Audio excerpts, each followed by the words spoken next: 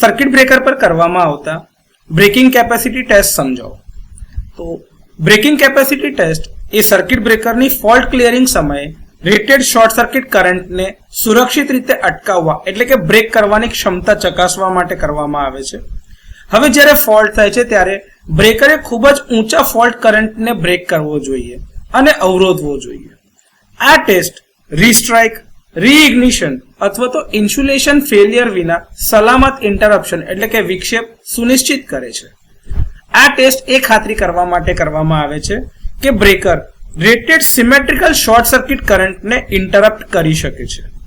ઇન્ટરપ્ટરની arc ક્વન્ચિંગ capacity તપાસવા માટે insulation વિક્ષેપ પછીની ટ્રાન્ઝિયન્ટ રિકવરી વોલ્ટેજ એટલે કે ઇન્ટરપ્શન પછીના ટ્રાન્ઝિયન્ટ રિકવરી વોલ્ટેજ જે ઇન્સ્યુલેશનની અક્રોસમાં એટલે કે કોન્ટેક્સની અક્રોસમાં જોવા મળે છે એનો સામનો કરી શકે છે કે નહીં તેની ખાતરી કરવા માટે અને કોઈ પણ પ્રકારના નુકસાન, વેલ્ડિંગ કે ડિફોર્મેશન એટલે કે વિકૃતિ આવી છે કે કેમ તે ચકાસવા માટે આ ટેસ્ટ કરવામાં આવે છે.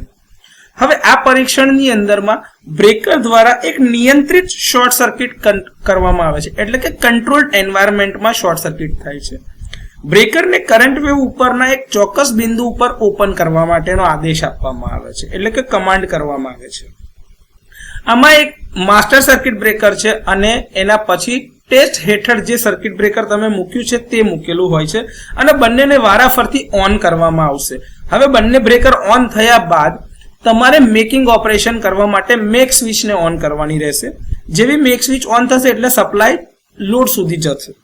હવે પરીક્ષણ હેઠળ જે સર્કિટ બ્રેકર રાખ્યું છે એને આપણે જે સમય પર ઓપન કરવું છે તે ઇન્સ્ટન્ટ ઉપર એને ઓપન કરવામાં આવે છે.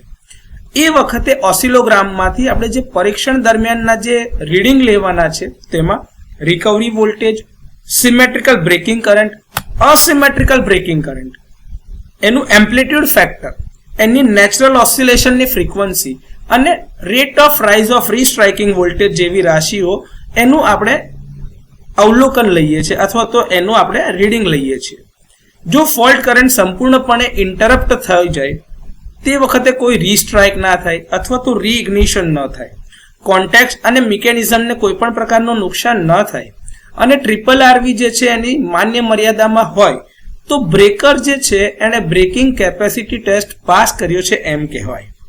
આ પરીક્ષણ એ સાબિત કરે છે કે આપણે જે બી બ્રેકર ટેસ્ટ માટે લીધું છે એ પાવર સિસ્ટમ પર વાસ્તવિક શોર્ટ સર્કિટ થશે એને સુરક્ષિત રીતે ક્લિયર કરી શકે છે. તો સર્કિટ બ્રેકર પર કરવામાં આવતા બ્રેકિંગ કેપેસિટી ટેસ્ટ વિશે આ માહિતી આપી શકાય.